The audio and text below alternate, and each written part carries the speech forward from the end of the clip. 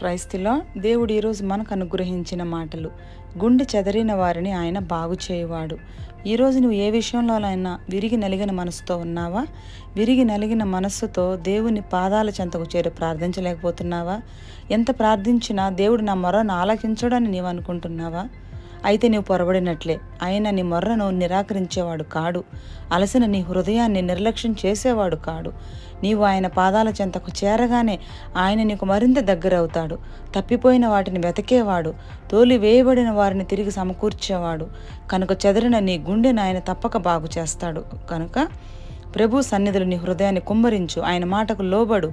దేవుడిచ్చిన ఈ వాగ్దానాన్ని నీ జీవితంలో నువ్వు పొందుకోవాలంటే ఆయనకు విధేయత చూపించాలి. ప్రతి సమయంలో నువ్వు ప్రభు మీదనే ఆధారపడాలి. కనుక గుండె చెదిరిన నిన్ను దేవుడు బాగు చేయాలని నీవు కోరుకున్నట్లయితే ప్రభు చెప్పిన మార్గంలో నీ జీవితాన్ని కొనసాగించు. ఆమెన్.